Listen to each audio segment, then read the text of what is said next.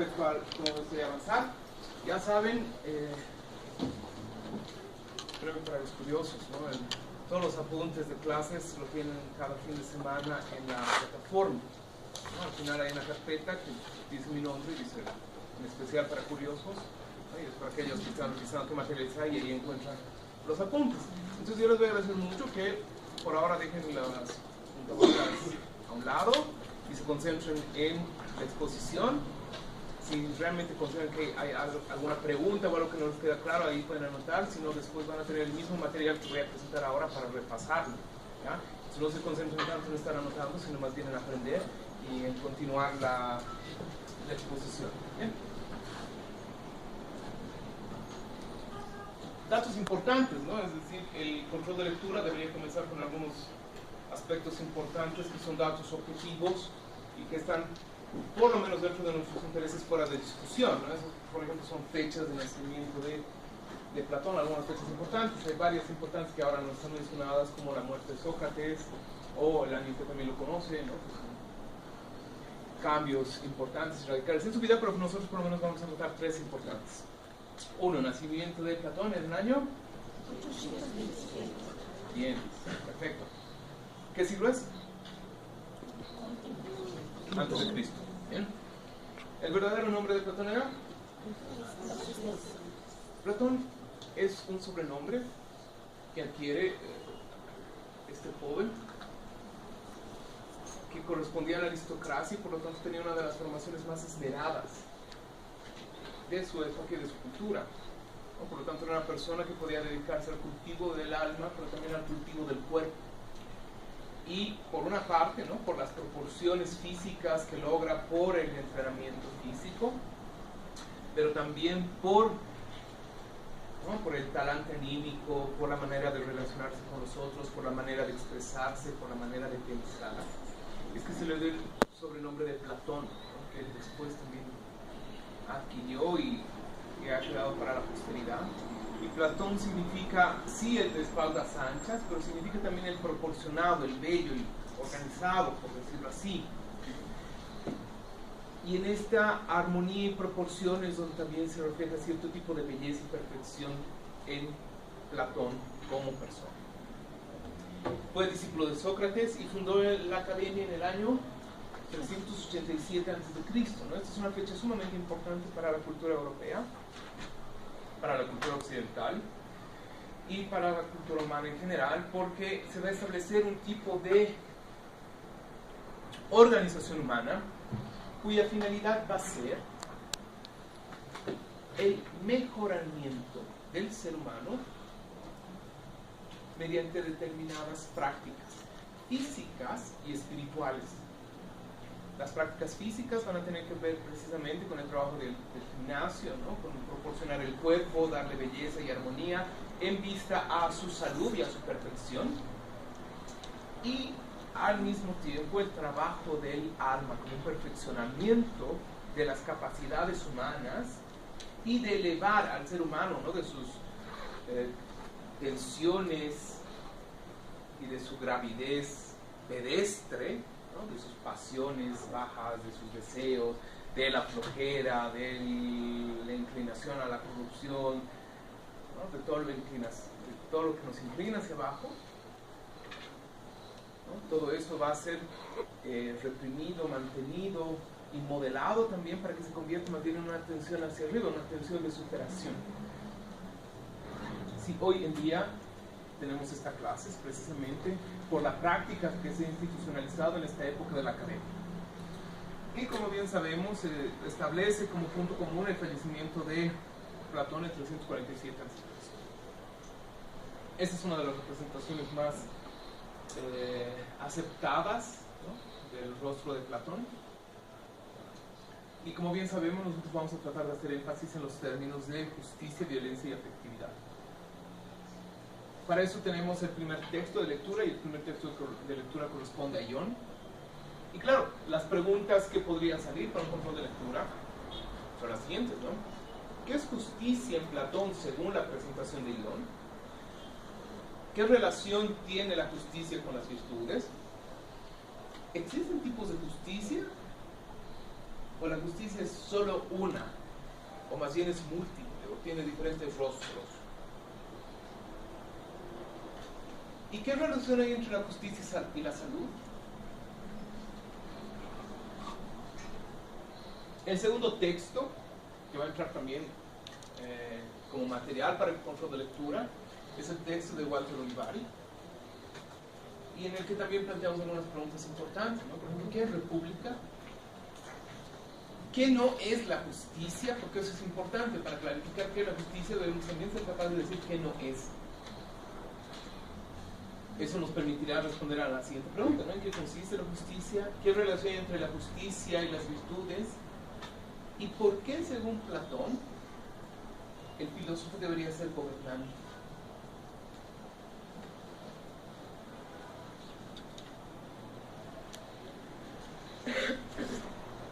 Bien, antes de pasar a esto, vayamos entonces a los textos que son el material de nuestra lectura.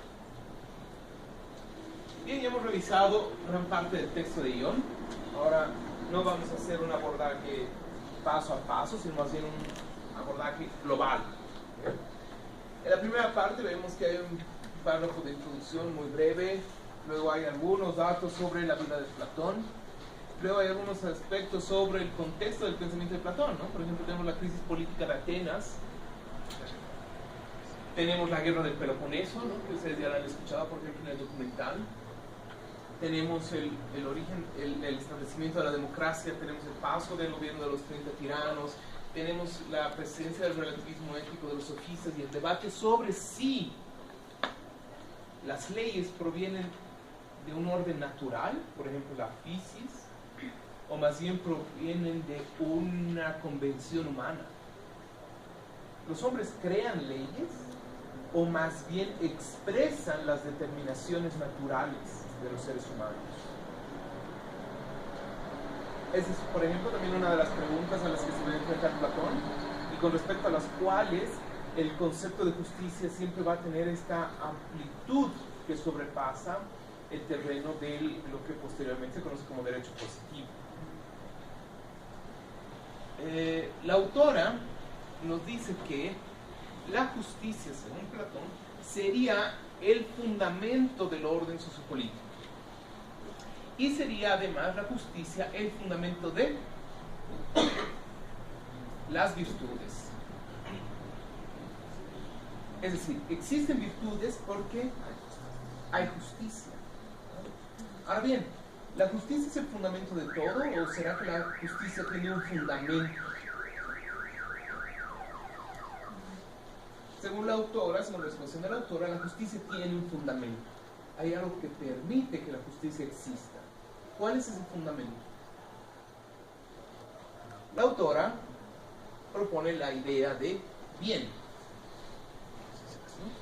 y caracteriza el bien como la armonía del mundo.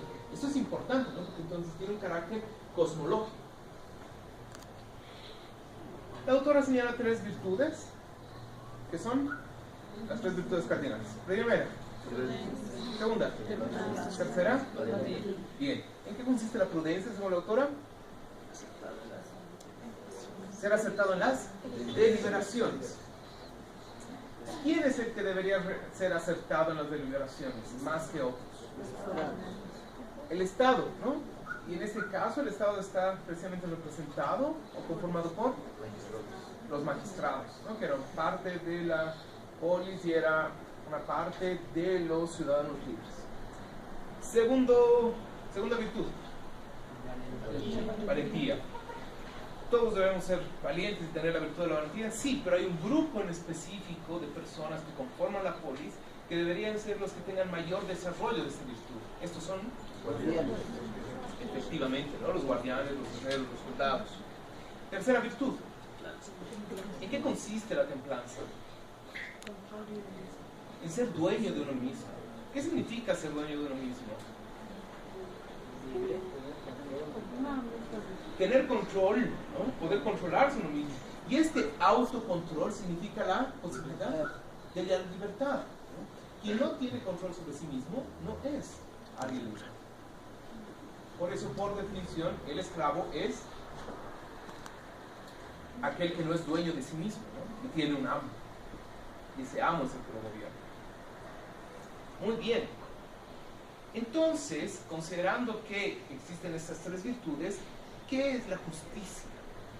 Según la autora, la justicia es que cada uno haga realmente lo que tiene que hacer y atañe a toda la polis. En otras palabras, eso significa que hay justicia cuando los magistrados son prudentes, los soldados son valientes y el pueblo es templado, ¿no? Cuando es dueño de sí mismo, cuando cada uno es dueño de sí mismo. Es decir, cuando cada una de las partes integrantes de la polis cumple o realiza su mayor virtud, ese mejoramiento de sí mismo con vista a su naturaleza, se da en la polis la justicia. Por lo tanto, ¿podríamos definir la justicia como un valor? No, ¿verdad? Eso es interesante porque generalmente las personas, si les preguntan qué es la justicia, dirán, es un valor importante. Vemos que la virtud no es, en este caso la justicia no es un valor, sino más bien es el resultado de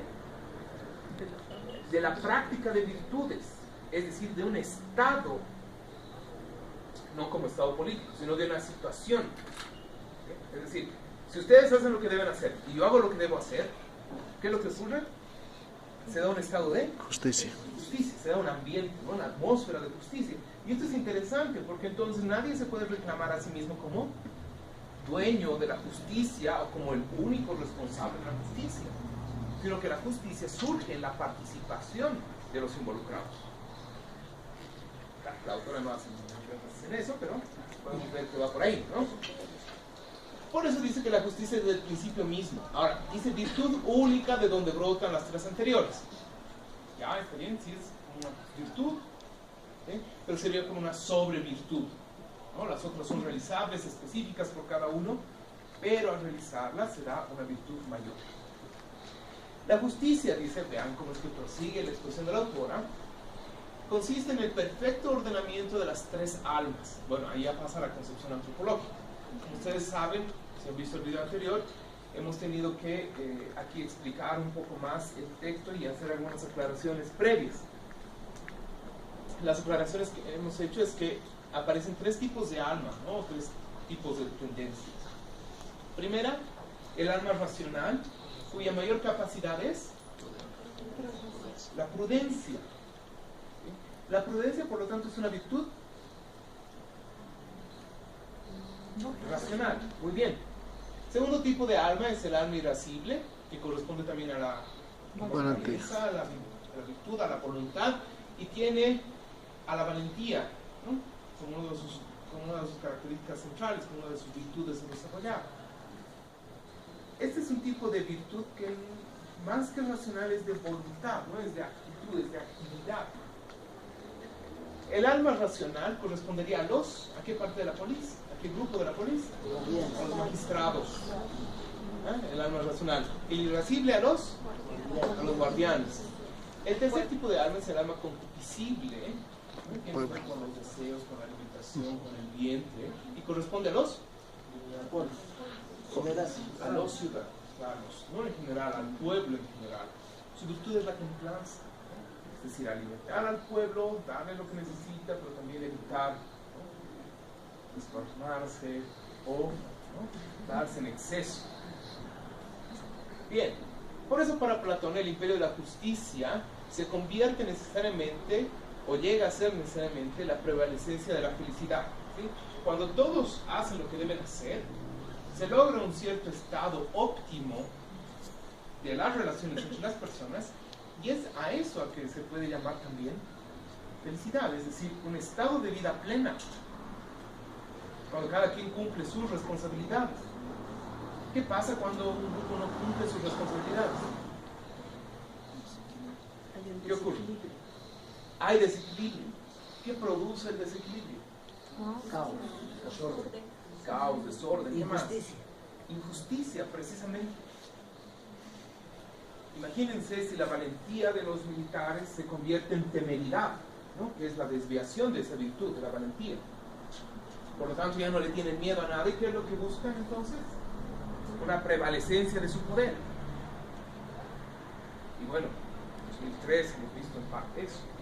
¿Qué pasa si la parte que debe deliberar y tomar decisiones prudentes en realidad comienza a tomar decisiones en vista a sus propios fines y objetivos? Nuevamente. ¿Y qué pasa si el pueblo deja de ser dueño de sí mismo y se desbanda por completo?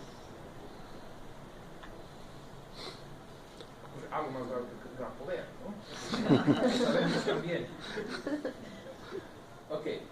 La justicia para Platón es más bien y sobre todo rectitud. Pero eso suena muy general, ¿no? Comprendemos nosotros que la rectitud en este caso significa que cada quien haga lo que tiene que hacer, realice lo que debe hacer, ¿no? Haga lo que debe hacer. Eso equivale a decir absolutamente que todo en la ciudad-estado debe responder y corresponder al orden ideal descubierto por la vía racional del filósofo gobernante.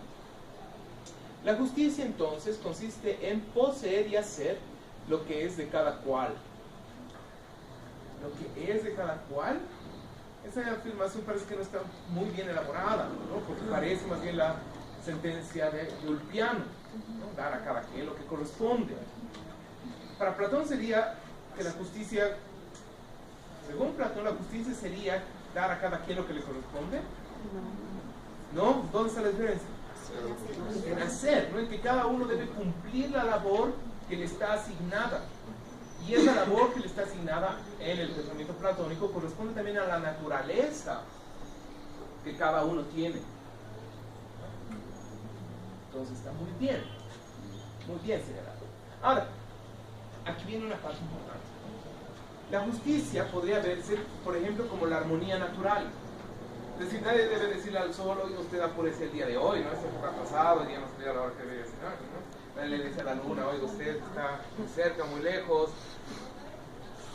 ¿Por qué? Porque en la naturaleza hay orden, hay armonía, hay regularidad. Si en la naturaleza hay orden, armonía, regularidad, proporción, si la semilla cae cuando debe caer, el árbol brota cuando debe brotar, podemos decir que en la naturaleza hay ¿qué hay? Justicia. Hay justicia también, ¿no? Porque hay una proporción, hay un orden. El invierno, aunque no hay que es un poco regular, usualmente no puede durar todo el año, ¿no? O cuando trata de imperar es nuevamente, ¿no?, puesto en su lugar por el calor o el viento, etc. Entonces vemos que en la naturaleza también hay más o menos un orden de proporción en el mantenimiento de los ciclos. Entonces eso es interesante porque para los griegos va a haber un tipo de justicia natural, dada por la naturaleza. Y ese orden natural debe también replicarse en el orden social. Esa era la pregunta, ¿no? Por ejemplo, si la justicia provenía de la naturaleza o era simplemente convención humana, ¿no? Y esa es la relación, por ejemplo, de esta discusión. Por otra parte, hay también una justicia en los individuos. Es decir, para que exista la justicia en un estado o en el curso, supongamos, se supone que cada uno de nosotros debe hacer lo que le corresponde.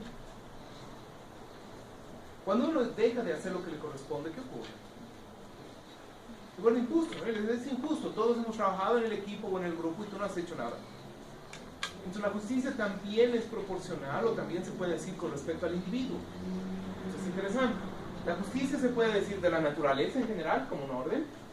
La naturaleza se puede predicar también de los individuos, pero también es el ideal que debe implantarse en la polis entera, ¿no? Entonces vean que hay niveles de libertad, y esto es interesante porque entonces al parecer no hay una sola libertad como manifestación plena, sino que la libertad se manifiesta de muchas maneras. Esto va a ser importante para Platón porque él va a decir, nunca podemos ver la justicia o la verdad o la belleza en el individuo, jamás. Nunca vamos a encontrar una sola persona que sea absolutamente justa, buena, verdadera. Pero sí encontraremos actos, características, rasgos de belleza, verdad, justicia, etc. Y son esos rasgos del individuo los que Cuando alzamos la vista del individuo, comenzamos a verlos en un término más general. Esto tiene que ver con la doctrina del amor en Platón. Él decía, nosotros comenzamos, por ejemplo, enamorándonos de una persona y pensamos que esa persona, por el cuerpo que tiene, ¿no? Es decir, por las proporciones, por la belleza física, es la belleza. No pasa mucho tiempo para que nos desengañemos o nos acerquemos un poco más a la verdad y nos demos cuenta que, por una parte, no es un cuerpo absolutamente bello, ni es el único cuerpo bello. Y de pronto, con el paso del tiempo, comenzamos a apreciar más bien la generalidad de la belleza. Las esculturas griegas son, por ejemplo, una representación de eso. No era la belleza de una persona, sino eran rasgos comunes o generales que se adaptaban para una estatua. Entonces, lo bello no es lo que corresponde al individuo, de cierta forma, sino más bien lo que corresponde a una generalidad. Pero poco a poco nos damos cuenta que es una belleza física. Aunque sea general, es todavía una belleza física. Y no es realmente la más importante. ¿Por qué? Porque hay otro tipo de belleza. Hay otro tipo de característica o rasgo en la realidad que nos atrae, ¿no? Porque ese es el carácter de la belleza. Nos atrae, nos llama la atención, nos hace seguirla. Y hay otra cosa todavía más apasionante que es solo la belleza física en general. ¿Qué es? La belleza del alma, la belleza moral, por ejemplo. De pronto sí, podemos tener muchas amigas o amigos muy guapas y guapos, pero de pronto nos damos cuenta que no sirve de mucho si no hay una vocación por la rectitud, si no hay un intento de mejoramiento, si no hay una búsqueda de la perfección anímica. ¿Y qué pasa a largo plazo? Siempre nos arrepentiríamos de no seguir a la persona que tiene mayor belleza moral que a la que tiene simplemente belleza física. Entonces dice Platón, es interesante. El amor pasa del individuo físico a la belleza física en general, pero luego vuelve a la belleza moral individual.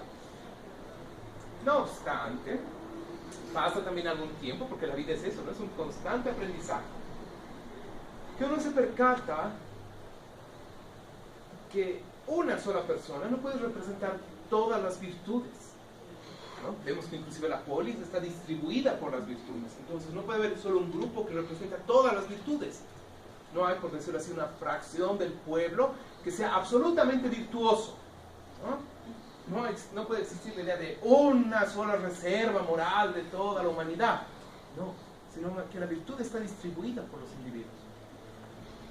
Y así como uno pasa, por ejemplo, de enamorarse de un cuerpo a enamorarse de la belleza en general, de la misma manera pasa de amar las virtudes de un individuo a amar las virtudes en general. Y es ahí cuando uno se convierte realmente en filósofo.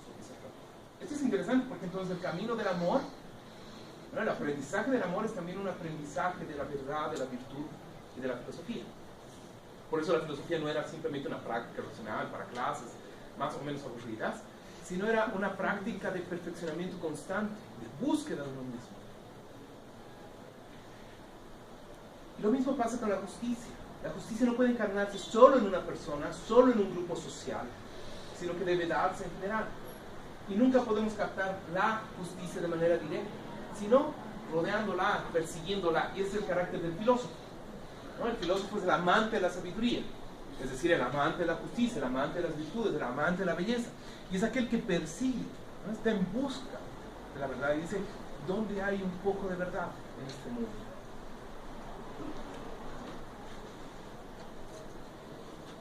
Bien, la justicia, dice la autora, ¿no? Volviendo al texto, se basa en el reparto equitativo de los beneficios de una ciudad entre sus habitantes, y eso es importante. La justicia es el hacer cada uno lo propio. Ya, esa aclaración es mejor. Ahora pone comillas, pero no dice de qué página, de dónde está sacando la información. Ese es un foul académico, ¿no? Se puede sacar tarjeta amarilla porque podría tomarse como plagio, etc. ¿No? Hay que tener mucho cuidado con eso. Tengan cuidado con eso también en sus mapas conceptuales, por favor. Bien, la justicia entonces es un equilibrio natural. La justicia corresponde también a la función de las clases sociales, a su organización. Aquí encontramos la afirmación central del autor. La justicia social consiste en la realización de las funciones propias de cada grupo y que cada grupo social sea consecuente con la virtud que les propia. Creo que ahora sí ya queda más clara esa afirmación, ¿verdad? Perfecto. ¿Y qué sería la injusticia? Lo contrario, no es lo que ustedes han dicho hace un momento, es la desproporción, la desorganización, ¿no? La falta de armonía. Ahora, esto es interesante porque aquí hay la analogía con la salud.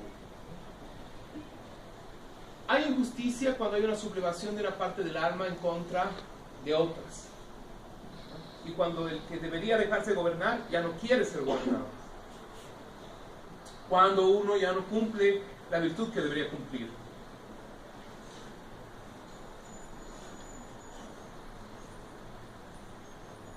La justicia es a la sociedad lo que la salud es al pueblo. ¿Me dejo entender en la relación? ¿Qué podríamos considerar como justo en el tratamiento de nuestro cuerpo? ¿Sería justo golpearnos, comer en exceso, beber en exceso? ¿Por qué? Porque al hacer eso uno rompe el equilibrio del cuerpo, comete exceso, se hace daño, se vulnera, va en contra de uno mismo. Uno come rico, mucho, come casero, un picante surtido y claro, lo del estómago, ¿no? Es una desproporción, ¿no? Uno no ha sido ni prudente, no ha tomado una decisión meditada, tampoco ha sido suficientemente dueño de sí mismo para vencerse a sí mismo, es decir, para que la cabeza gobierne el estómago. El estómago ha terminado gobernando a la cabeza y claro, no ha tenido la suficiente valentía para decir no. Por lo tanto, se ha desbandado en excesos y luego se arrepiente. Por eso, un acto justo, ¿no? O la justicia para el cuerpo se llama salud. Cuidar la salud del cuerpo es un acto de justicia. Lo mismo. ¿Qué pasa, por ejemplo, cuando la sociedad comienza a tratar de imperar, desagregando, ¿no? Cada una de las partes buscando su beneficio propio o tratando de gobernar donde no le conviene? Comienza a haber injusticia, ¿no? Y de ahí que muchas veces se diga metafóricamente, ¿no? Que el pueblo está enfermo, la nación tiene un cáncer, o está poniéndose mal, ha habido un desequilibrio en su salud. Por eso es que podemos decir que la justicia es a la sociedad lo que la salud es al cuerpo. La salud de la sociedad es la justicia, y lo justo para el cuerpo es la salud.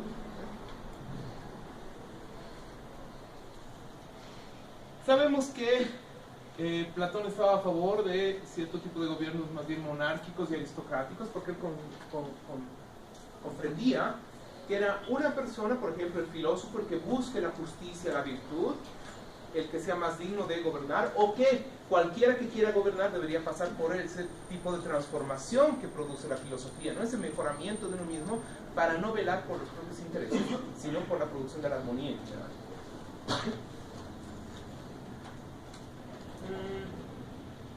Bien. La virtud de la justicia, concluye la autora, se da de dos formas. Primero, como una justicia general en la que la virtud es el orden, la armonía, la proporción. Es que cada cosa esté cumpliendo su función. Y la segunda, el segundo tipo de justicia, es que cada ciudadano esté en su lugar realizando su papel y su función. No queda muy claro, pero se supone que la primera concepción de justicia sería esta justicia que corresponde a la naturaleza, como un orden natural. Por ejemplo, enfermarnos y sanarnos no es algo que hacemos por voluntad, ¿no? Es decir, no puedo decir, hoy me voy a enfermar. O tampoco podemos decir, ¿no? Ay, estoy muy enfermo, ¿qué me importa? Hoy me voy a curar, ¿no? Sino es que el cuerpo mismo es el que va siguiendo en su proceso. Ese es un orden natural.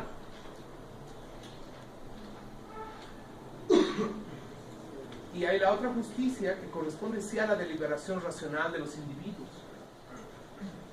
a las decisiones que los individuos toman y a la manera en que esas decisiones confluyen en un orden de la sociedad.